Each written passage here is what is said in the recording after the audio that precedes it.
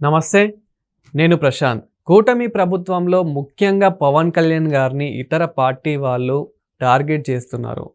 ముఖ్యంగా అందులో వైసీపీ వాళ్ళు చాలా టార్గెట్ చేస్తున్నారు. ప్రతి విషయంలో టార్గెట్ చేసి మాట్లాడుతూ ఉన్నారు పవన్ కళ్యాణ్ గారి గురించి. ఎందుకని మరి అంతగా టార్గెట్ చేస్తున్నారు ఏంటి అనే విషయాలు అయితే తెలుసుకుందాం. దీని గురించి అయితే మాట్లాడేందుకు ప్రస్తుతం మనతో పాటు పొలిటికల్ అనలిస్ట్ డివిఎస్ గారు ఉన్నారు. నమస్తే అండి. నమస్తే సార్, మనం గత కొన్ని రోజుల నుంచి చూసుకున్నట్లయితే కనుక ముఖ్యంగా పవన్ కళ్యాణ్ గారి మీదనే ఎందుకు ఇంతలా టార్గెట్ చేసి మాట్లాడాల్సి వస్తుంది అంటే, ఇంతమంది ఉండగా, ఇన్ని పార్టీల వాళ్ళు ఉండగా, ఇన్ని అన్యాయాల అక్రమాలు కూడా చాలా జరిగాయి గత ప్రభుత్వంలో కూడా. అంటే ఇవన్నీ ఉండగా సో ముఖ్యంగా మాట్లాడుకుంటే వైసీపీలో రోజా గారు కానివ్వండి, పేర్ని నాని గారు కానివ్వండి, ఇలా కొందరు పవన్ కళ్యాణ్ గారి గురించి ఎందుకు అలా మాట్లాడుతున్నారు, ఆయన ఏమని మాట్లాడుతున్నారు, ఎందుకని టార్గెట్ చేస్తున్నారు? అంటే రాజును కొట్టాలంటే ముందు సైన్యాధ్యక్షుని కొట్టాలనా? అంటే ఇప్పుడు కూటమిని ఇవాళ అస్థిరపరచాలన్నా, కూటమిని దెబ్బ కొట్టాలన్నా, కూటమికి రక్షకుడుగా ఉన్న పవన్ కళ్యాణ్ని దెబ్బ కొట్టాలనా? Why are they targeting Pawan Kalyan? YSR Congress party నాయకులు కానీ, లేకపోతే వాళ్ళ మీడియా, సొంత మీడియా, కూలి మీడియా, యూట్యూబ్ ఛానల్స్ అన్నీ కూడా టార్గెట్ పవన్ కళ్యాణ్ అన్న నేపథ్యంలో ఎందుకు వెళ్తున్నారు అంటే, ఇప్పుడు ఇదొక వ్యూహాత్మక ఎత్తుగడగా కనపడుతుంది. ఇప్పుడు గెరిల్లా దాడులు, రకరకాల దాడులు ఉంటాయి. ప్రతి దాడికి ఒక వ్యూహం ఉంటుంది. అట్లా ఇప్పుడు వైఎస్ఆర్ కాంగ్రెస్ పార్టీ ఈ వ్యూహాన్ని ఎంచుకుందా? అంటే అతను రక్షకుడిగా ఉన్నంతకాలం ఈ కూటమి ప్రభుత్వాన్ని ఏమీ చేయలేమనా? ఇప్పుడు మొన్న కూడా పవన్ కళ్యాణ్ అనేక సందర్భాల్లో అన్నారు, ఇంకో 10 ఏళ్ళు చంద్రబాబు సీఎం అన్నాడు, ఇంకో 15 ఏళ్ళు అసలు ఈ ప్రభుత్వానికి ఏమీ ఢోకా లేదన్నాడు. అంటే జగన్మోహన్ రెడ్డికి ఇంకా 15 ఏళ్ళు భవిష్యత్తు లేదు ఆ పార్టీకి. ఇక కూటమిని 15 ఏళ్ల పాటు ఎవరూ కదల్చలేరు అనేటటువంటి ఒక ధీమా, ఒక భరోసా కూటమి శ్రేణుల్లో తెలుగుదేశం పార్టీ, జనసేన, బీజేపీ ఇవాళ వాళ్ళందరిలో ఒక రకమైనటువంటి దూకుడు, ఉత్సాహం ఇవాళ పవన్ కళ్యాణ్ వల్ల వచ్చిందనా? ఎందుకు వీళ్ళు పవన్ కళ్యాణ్ టార్గెట్ చేస్తున్నారు? పిఠాపురం పైనే ఎందుకు వీళ్ళు విమర్శలు చేస్తున్నారు? ఆ నియోజకవర్గంలో ఉన్నది లేనట్టు, లేనిది ఉన్నట్టు, చిన్నది జరిగినా భూతద్దంలో చూపించి అక్కడ ఆయన పైన తీవ్ర వ్యతిరేకత పెరిగిపోయిందంటాడు కొమ్మినేని శ్రీనివాసరావు అంటాడు. దానిపైన చర్చలు పెడతారు. అంటే వీళ్ళే వ్యతిరేకత పెంచుదామనా? ఒకటి ఇక్కడ వాళ్ళు గమనించాల్సింది, తెలుసుకోవాల్సింది, వీళ్ళెంత చేయాలనుకుంటే చెడు వాళ్ళకంత మంచి అవుతుంది. వీళ్ళెంత వాళ్ళని విడగొట్టాలంటే వాళ్ళంతా కావలించుకుంటున్నారు. అంటే ఒక రకంగా వాళ్ళ ఐక్యత వీళ్ళు తెస్తున్న విభేదాల వల్ల పెరుగుతోంది.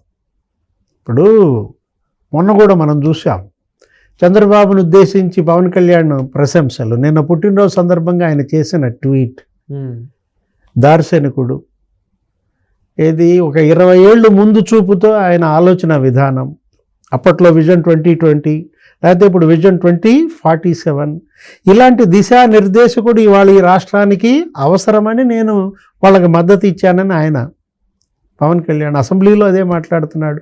అంటే ఇవాళ కూటమి ప్రభుత్వానికి, ముఖ్యమంత్రి చంద్రబాబుకు ఒక బ్రాండ్ అంబాసిడర్గా పవన్ కళ్యాణ్.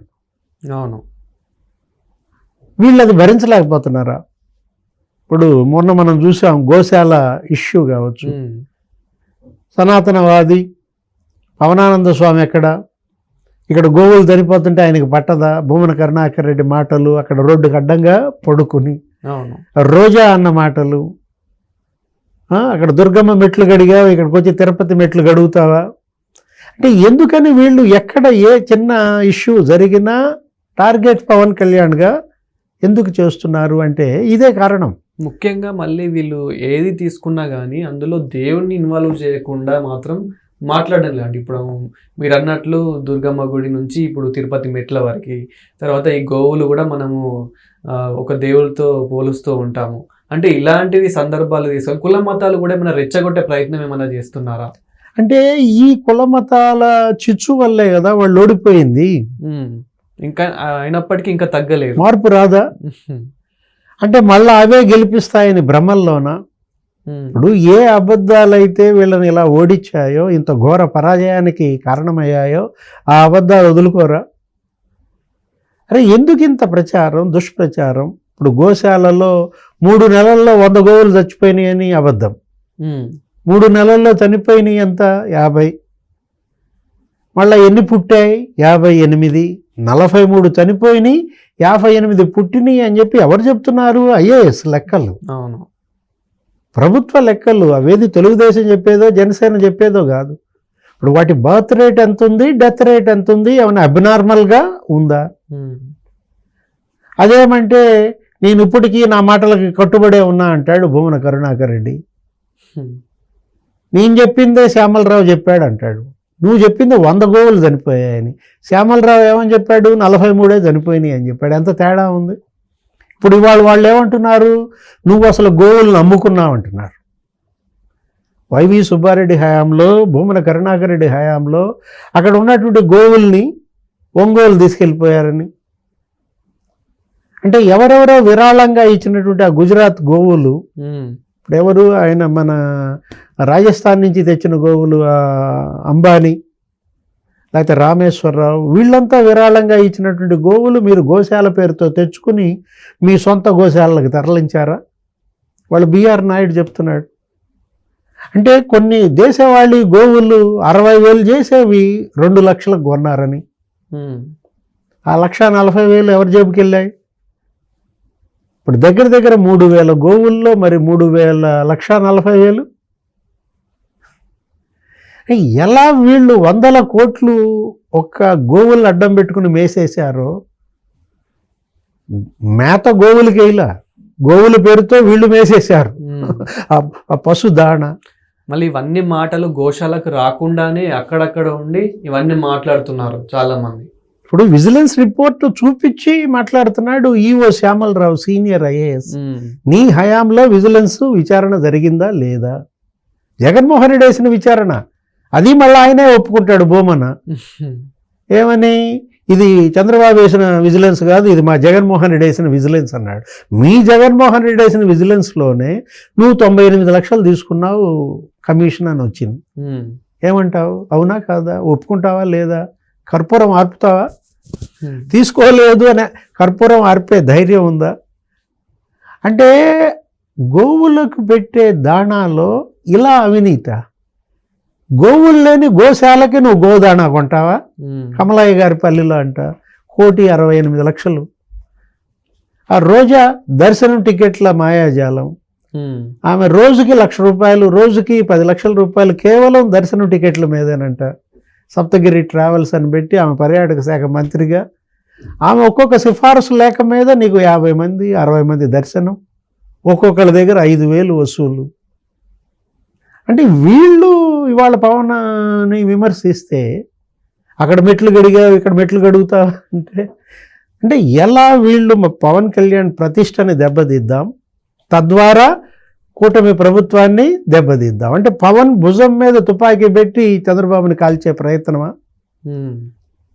ఇవాళ వీళ్ళు పవన్ కళ్యాణ్ ఎంత డైల్యూట్ చేయాలని చూస్తే, ఎంత అవమానిస్తే ఇవాళ ఆయన అంతగా శిఖరంలాగా పెరిగాడు. ఇంకా మీకు తెలియలేదా?